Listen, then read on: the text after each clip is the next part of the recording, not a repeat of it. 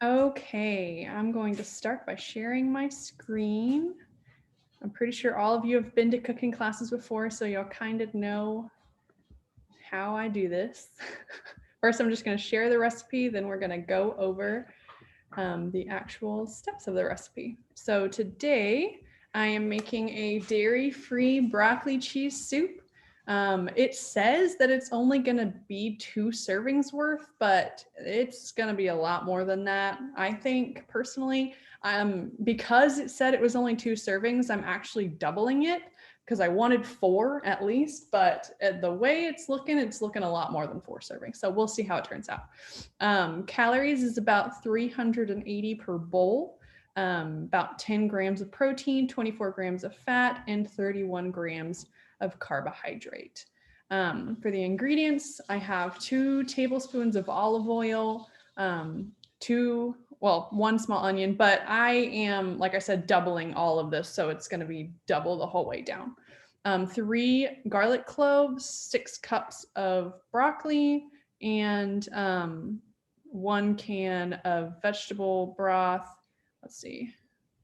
Oh yeah, 2.5 cups of almond milk, and that's going to be divided. We're going to use 2 and then about a half later on. And then 1 cup of the canned coconut milk, or 1 1/3 cup. So that's going to be 1 full can basically. 1/4 cup of nutritional yeast, 2 teaspoons of coarse salt, 1 teaspoon of ground mustard, 1/2 teaspoon of paprika, 1/4 teaspoon. Oh, I'm sorry, I'm all over the place today. Oh, I told Lynn, but I didn't tell anyone else. I'm a little bit under the weather today, so my brain is just not all that it could be. 1/2 teaspoon of ground turmeric, 1/4 teaspoon of paprika, and then the all-purpose flour. So I went ahead and started up the onions because that was going to take a little while. Like I said, I'm doubling it. Let me see if y'all can see. So they're pretty translucent already. That is the 2 small onions that I have in there. And then it's also the 6 cloves of garlic and 4 teaspoons. Let me stop sharing real fast. And I need to be able to see the recipe still. And 4 teaspoons or tablespoons of the olive oil. So that is cooking up and, like I said, pretty translucent already, good to go. So I'm going to go ahead and move on to step 2, which is to add the broccoli, the broth, the coconut milk, and the almond milk. Let me grab my broccoli. So this is about 12 cups of broccoli. Like I said, I am doubling the recipe, so I'm going to add all of this in here. That's why I have this giant pot today, because it's a lot of broccoli. Alrighty. And for those, I kind of cut the pieces. Some of them are bigger than other ones, so this one's kind of a larger piece, but a lot of them are pretty tiny, and I wanted to get them as small as possible, still kind of holding their integrity though, not just turned into whatever this top stuff is. So yeah, like I said, some of them are a little bit bigger, but in general, pretty small. I'm going to mix that in really fast, and then I'm going to put all the rest of the liquid. So it said it wanted the broth, the coconut milk, and the almond milk. I am really interested to see if this recipe ends up tasting coconutty. Coconut milk is usually pretty strong. So, and I've never had coconut broccoli cheese soup before. So we will see how this goes. Let me admit one person. Okay. So the broccoli's in there with the onions, the garlic, and the olive oil. I'm going to add in my broth. I just got a normal vegetable broth. I didn't get the cans of vegetable broth like it calls for. I just got this guy. This is 32 ounces and it calls for 2 14.5 ounce cans. So we're pretty close. I'm going to put maybe a little bit less than this entire thing. I also requested a low sodium version of this, but they gave me the full sodium version instead. It does have a lot of sodium, so maybe I'm going to take it a little bit easier on the salt that it asks for later on. Let me go ahead and add in pretty much the entire thing of broth.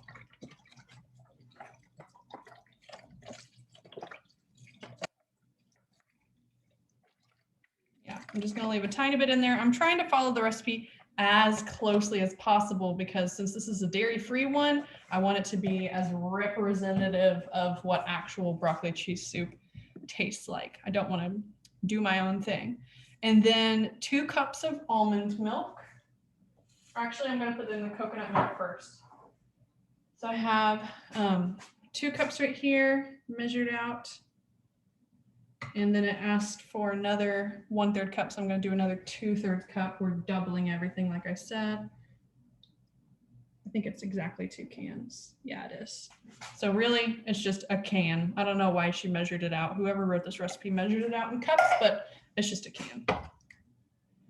Alrighty. Gonna get all of this out. This is all the fat that's sticking to the side here, and I want this to be creamy, so we're gonna add that in. Okie dokie. And Jasmine, is coconut milk pretty thick? I was trying to see when you poured it in. It is pretty thick. Let me see if you can see that. It kind of just looks like normal cream. Oh, okay. It's definitely a thicker consistency than like milk would be. I think it's, like I said, more similar to a cream. And it's what's supposed to make this recipe nice and thick, along with the flour. Okay, so it wants 2 cups of almond milk. And again, we are doubling, so we're going to add 4 cups. This is a 2-cup measuring cup, I guess. Pour that in there, and then we're going to do another full one. Oh, I think I have just the right amount, maybe a tiny bit too little. And I'm going to need more for later on. Got to open up another thing of almond milk. Alrighty, so we're supposed to put this on a high heat, let this cook until the broccoli gets a little softer, and then we add in all of our dry ingredients. Let me pull y'all over here. Then we can talk for a little bit while that is cooking. This recipe today is going to take probably a tiny bit longer than my normal recipes because I'm trying to do as much as possible on camera, and soups in general just take a lot longer. But I did want to provide y'all with a soup. I think I've done a chili before, but I wanted to do a soup. Everyone likes soup in the winter time, especially. It's very nice and warm. But yeah, it's just going to take a tiny bit longer than normal. So we can chat for just a little bit. And I wanted to talk about broccoli specifically. So broccoli is in season right now. I am not sure where in the United States they grow it. I know that I volunteered at the New Braunfels Food Bank for a little while, and they have their own garden, and it is so pretty. If y'all ever wanted to go and help out, they take volunteers who can work in the garden specifically. They grow broccoli and kale and collard greens and a bunch of different other stuff. I specifically volunteered last winter, so that's what they had a lot of. But they do have broccoli, and it's not like any broccoli that I'm used to seeing in the grocery store. We're used to seeing those giant heads of broccoli. This was kind of like the broccolini almost. I think that's what it's called. Just a very thin, there's little bits of the green sprouts on top, but it tasted obviously very similar to the normal broccoli. Broccoli has a ton of vitamin C in it. It has a lot of fiber, which is what gives us kind of a little bit of indigestion if you don't tolerate fiber very well. It has vitamin K, iron, and potassium. It also has a lot more protein than a lot of other vegetables do. Let me actually see the protein content exactly. So I'm just I always recommend just going to Google, looking up the protein. Usually Google is pretty good about just putting it right on top, but I would maybe see where they get that sources from. Let me show you my screen real fast. What I'm talking about. Okay, so whenever I Google anything, I just Googled broccoli protein. It says 11 grams, and that was for 1 medium head. And that source is the USDA. That is a very trusted source. I trust them. They've done tons of research on like the nutrients of different foods. I'm gonna go with this one. So that is for 1 medium head. Today I used 5 heads of broccoli in there. And it says it's only supposed to be 4 servings. So that kind of goes to about 10 grams of protein, but that looks like a whole lot more than 4 servings to me. So the nutrients on my recipe may not be the most accurate this time around, because I don't know, whoever this lady was who wrote this recipe either ate a huge amount of broccoli cheese soup as a serving or just accidentally put the wrong serving size. But anyway, going back to the broccoli, oh, this is cauliflower. That's not very helpful. Let's look up broccoli USDA. There we go. Food Data Central is an awesome source. I use Food Data Central to make my recipes, very helpful. It is not loading, of course, still going. I also wanted to share another source with you.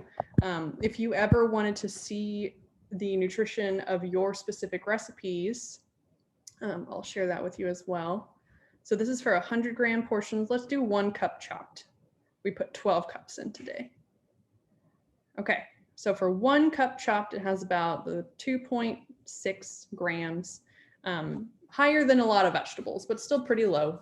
In this recipe, if you wanted to add a protein, you could, or if you wanted to add a protein on the side, you could definitely do that as well. But I also wanted to show you this website. This is what I also use to make my recipes. It's very helpful, like the nutrients for my recipes. Let's just look up, let's do salmon. So we're gonna do just plain salmon, wild. It brought up a 6-ounce fillet of the wild caught Atlantic salmon.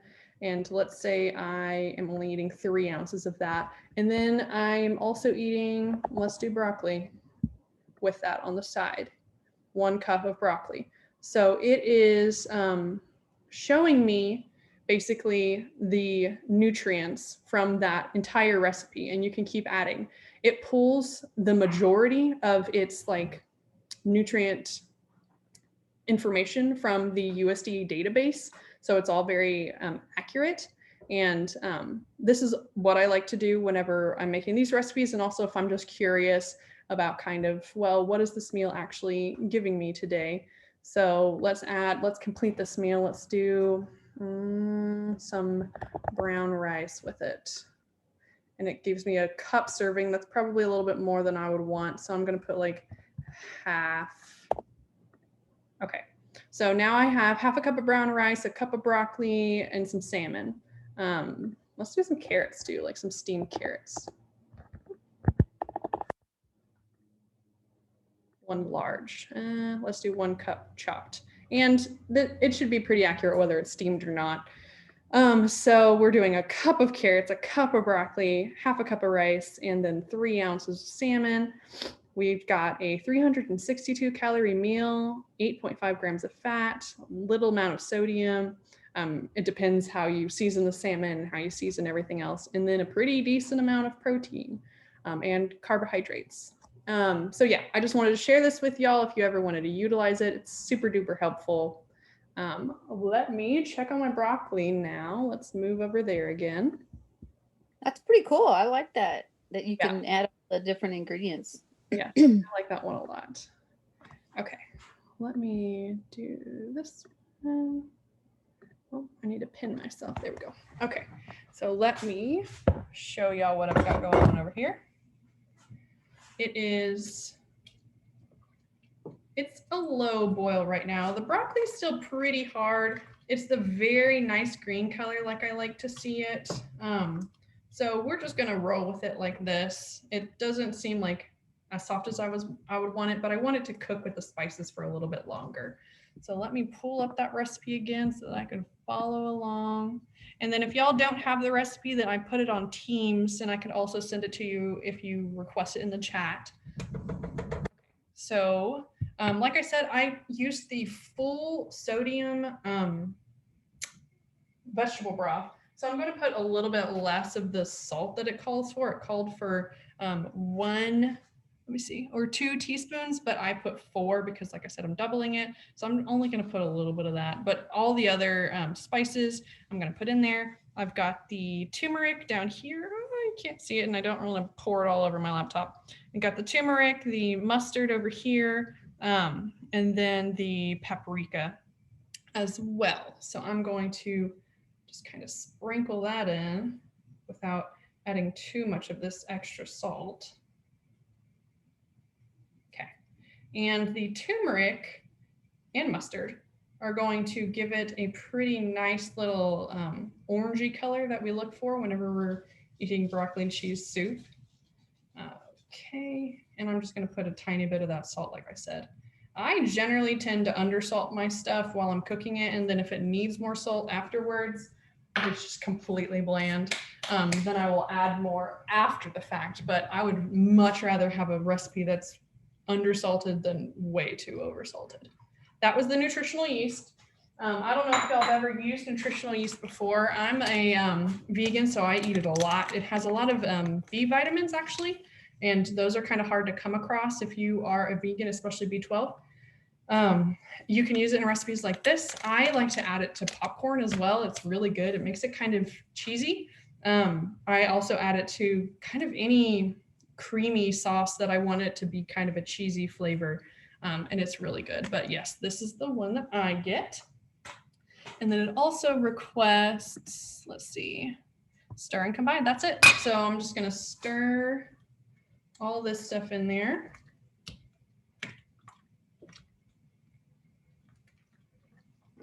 Alrighty.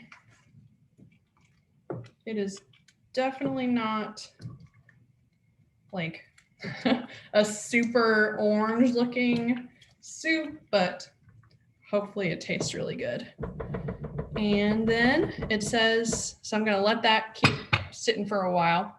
And then it says, in a small bowl, whisk together flour and the remaining almond milk. So I need to put 1 full cup of almond milk and then 4 tablespoons of all-purpose flour. I'm going to go ahead and put my flour in. Let's see. Y'all can see. There we go. Okay, and I'm just using all-purpose flour. This had a bunch of coconut milk in it. That's why it looks so crazy. I'm going to try to level it out as much as possible. I don't want to put too much flour.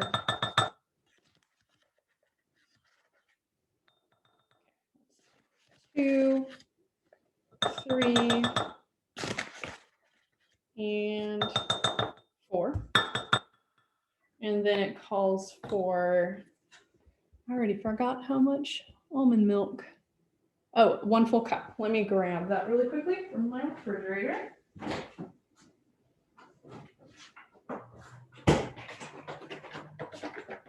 Okay. This is a brand new one because we ran out of this other one. Open it up. Okay. And you are not supposed to use these kind of utensils to measure out liquids. You're supposed to use something like this, but I don't have another one, so we're going to have to use this today. And this is 1/4 of a cup little utensil, so I'm going to put 4 of these. 1, 2, 3, and 4. All right, now I'm going to whisk that together, and this is also going to help make the soup a lot more thick and creamy. And I really want to break up the flour as much as possible. It actually broke up really easily, better than water. And then we're going to put that in. Let's see. Yep, it says add the mixture to the soup. Nice and whisked. I'm gonna add that to the soup, but first I'm gonna move y'all over here again. Oh, our soup is kind of getting a little too boiling over here. Let's turn that down to medium heat. I think I was supposed to do that a little bit ago. Okay, the broccoli actually is getting to the consistency a lot that I'm used to in broccoli cheese soup. I haven't had it in forever though. Okay, so we're gonna dump that in. I'm gonna kind of stir it while I go. Alrighty, and now it says to add the nutmeg. I did not have nutmeg, and I didn't want to buy an entirely new bottle of nutmeg just for this recipe, especially since you're just putting a pinch of it in there. I don't think it'll affect it all that much, but I guess we'll see. Or actually, I guess we'll never know because I don't know if I'm ever going to make this recipe again. But if y'all make it, and then if you make it with nutmeg, please let me know if it turned out really well. Okay, so that is going to simmer for a while. It is going to simmer over medium heat like I turned it down to. It's not quite simmering yet. And then I'm going to serve it up, try it out, and see how it is. The one in the picture looks a lot more thick than mine is looking right now, so it's probably going to take just a second to simmer. In the meantime, did y'all have any questions about this recipe or anything that you would want to change or add, or any comments? I was just going to say something about the nutmeg. I think that's kind of interesting to throw a little bit of nutmeg in cheese soup. I really don't know the purpose of that. I also was really interested to throw mustard in there. I'm not sure what that's going to do to the flavor. I've never made actual broccoli cheese soup before with like actual cheese. So I don't know if mustard is a normal ingredient that you add in there or not. If anyone knows, please let me know. But I'm interested to see how that turns out and how that adds to the flavor. Okay. My dogs are upset upstairs. And then on the recipes, I always put, not everyone does, not all of the different GAs who teach these do it, but I always put the original recipe if y'all wanted to read like the comments on it. I looked at the kind of the reviews of this recipe, and a lot of people said that it was delicious. It tastes very similar to the Panera one, which I've never had, but I'm sure it's very good. And also, usually in these recipes, like the blog format recipes, there's a lot of like talk that happens before you get to the actual recipe. And sometimes that talk is really helpful, like things that they thought wouldn't make a difference, but actually did make a difference. I usually don't read those all the way through. I just skip down to the actual recipe itself, but they can definitely be very helpful if you wanted to learn kind of more cooking skills and stuff like that. So yeah, those are on the bottom of all of my recipes. It looks really good in the picture. I really hope it turns out as good. It is, it might need to be stirred one more time. Okay. Well, maybe with the whole serving, maybe, you know, there are people who, when they eat soup, they go to town and they eat bowls and bowls of it, you know? Yes, for sure. And like I said, so you could eat this as like a side and then eat maybe a salad and some other main like source of protein as well. Or you could eat this as just a meal itself. It's not going to be the most like high protein meal. It probably will fill you up though, because it's going to have a pretty decent amount of carbohydrates and a pretty decent amount of fat in it. So you'll get full, you just won't stay full for a super long amount of time because it doesn't have a ton of protein in it. Let me stir that real fast before it boils over. It was getting pretty crazy. Okay. Definitely not as thick as I would want it yet, but I might just go ahead and try it pretty soon here because I don't want y'all to just continue to sit here and wait for my soup to thicken up. Like I said, I usually don't do soups for this exact reason because it just takes a really long time usually to make a soup. The chili was pretty easy, the last like soup type thing that I made, the chili, because it was just literally dumping things in and then kind of heating it all up. But this time around, it's a lot more intricate soup making. So I'm gonna give it maybe 2 more minutes. I'm gonna take you around my kitchen and get a bowl. And then I might go ahead and just try it out. See how it goes. Let's get a pretty decent sized bowl. A spoon. Oh, and I think I need an actual serving utensil. I'm gonna leave y'all over here to watch over the soup for me for a little bit. I'll yell if it starts to boil over. Oh, thank you. I'm gonna stir it one more time. It actually smells really good. I was a little skeptical but it's starting to come together. Like all the smell of the spices and the broccoli and the nutritional yeast are coming together, and it smells really nice. Let me grab a utensil.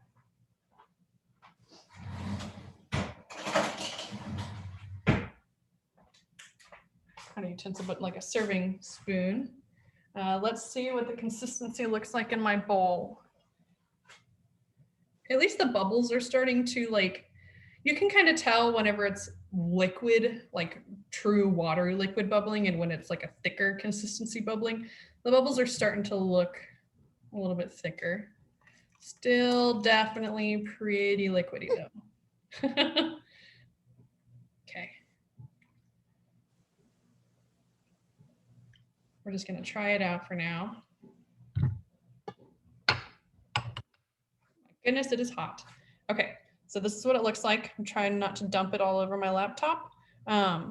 You can definitely see the flour particles. I'm interested on why that happened. I can see like not the individual, but like the tiny little clumps of flour. Maybe it would have been better to whisk it for even longer than I did with the almond milk, or maybe even put it in like one of those little tiny blenders and really blended it up. That might have helped. Okay. It's a moment of truth. Again, guys, I'm really skeptical about this recipe. I chose it because I thought it was really different than anything that anyone's ever tried before. There's also mustard in here, which is freaking me out a little bit, but let's try it out. It's really, really hot. I probably need to let it cool down for quite a while.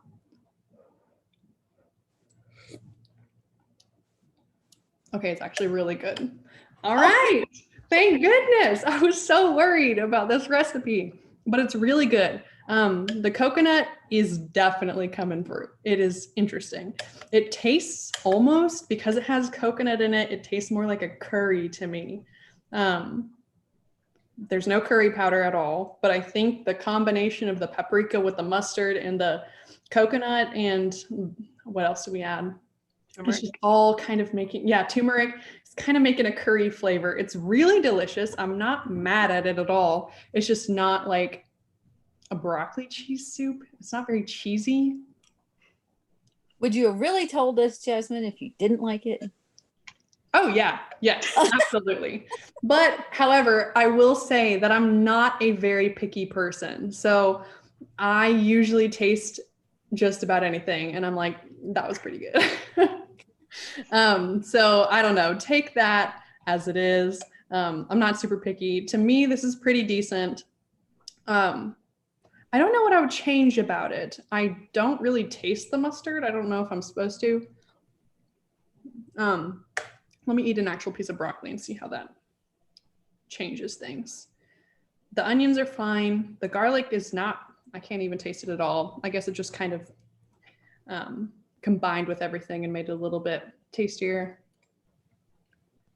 And did you use, on the onions, did you just use white onions or did you? I used a yellow onion. A yellow onion, okay. I don't know if that made a difference.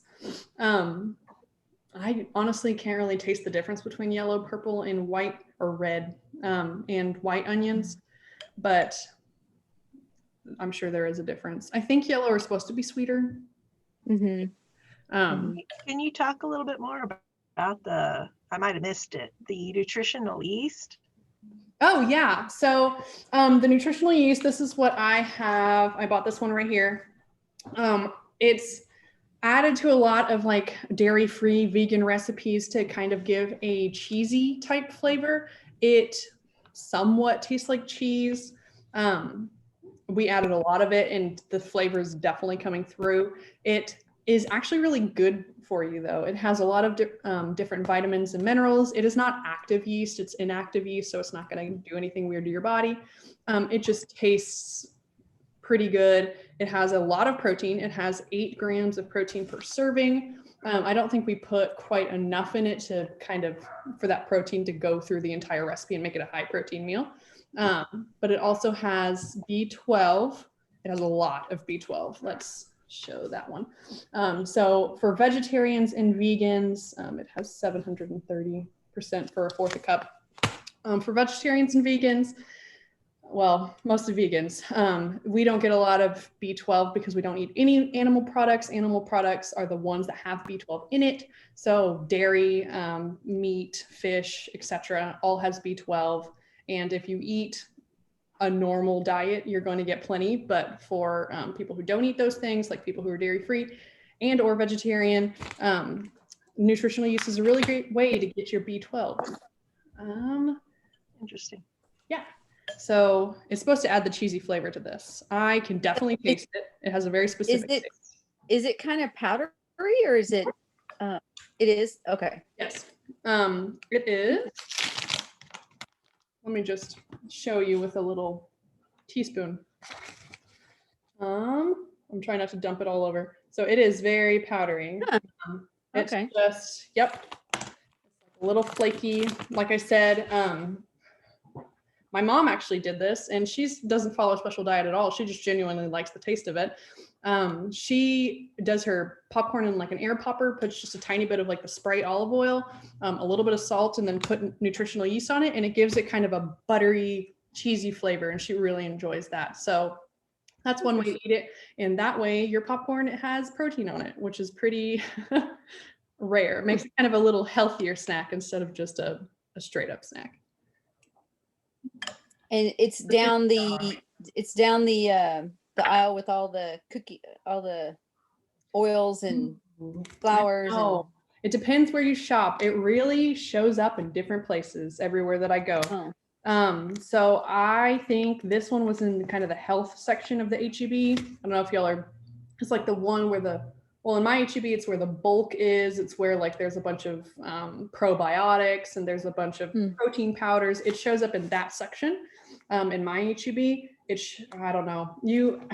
Stores kind of have a hard time figuring out where to put this stuff because it's hard to describe what it is really. But usually if you look in the health section of a store, you're going to have a pretty good chance of finding it there. Okay. Okay, I think I'm going to turn this off now and see if while we've been talking, if it actually got a little thicker. Not really too much thicker. Not as thick as I would like a broccoli cheese soup. It's still pretty much the exact same consistency as before. So that being said, it might be helpful to add either a little bit of cornstarch or a little bit more of the flour. Usually I toast my flour, like I cook it in oil, kind of make a roux before I just add it into things because the flour doesn't really give a good flavor by itself. So if I were to modify this recipe, I would, indicate whether I'm using the low sodium or the normal sodium version of the vegetable stock. This has plenty of salt in it. If you're using a full sodium version of the vegetable stock and using the 2 teaspoons of the salt, that is kind of excessive. So I would modify that. And I would also probably in a different pan, saute my broccoli a little bit. I would set that aside. And then I would also probably cook the flour, like toast it with either a little bit of like olive oil or really any kind of oil. Sorry, my dogs are running around being crazy. I would toast a little bit before. If y'all are familiar with making like roux, it's just flour and oil. And then I would maybe add everything to that because I don't like the taste of just flour added to a soup. But overall, pretty good. Next time I am making it, it also sounds questionable, but I've made these before and they're absolutely delicious. I'm making black bean brownies. Please don't throw up a little bit in your mouths hearing that there's beans in the brownies. You cannot taste the beans at all. They're so good. Patty, did you have I have not actually tried them, but my sister made them and she said they were really good. Yeah, they're so good. You can't even really taste that there's black beans in there. And plus they kind of blend in with the consistency and the color of a brownie. So hard to tell. But next time, that's what we're doing. So if y'all are really interested in what a black bean brownie looks, tastes, feels like, then come on next time and I will let you know. Unfortunately, y'all can't try it, but I promise I will be full disclosure, I will tell you everything that there is to say about it. Alrighty. Well, if y'all don't have any other comments or questions, then we are done for today. Like I said, the recipe is on Teams. Thank you for attending today. This is my second to last recipe. It turned out pretty good. It's not as much of a winner as some of my other ones. I really love the chili. I really love the like autumnal salad that I made. The pasta, the cheesy, I did a dairy-free version, but the cheesy pasta with the artichoke and spinach is so good. I make that often now. But yeah, if y'all have any questions, comments, you could always email me. And that is all for today. Thank you guys. Thank you, Thank Jasmine. you. Thank you. Bye. Bye.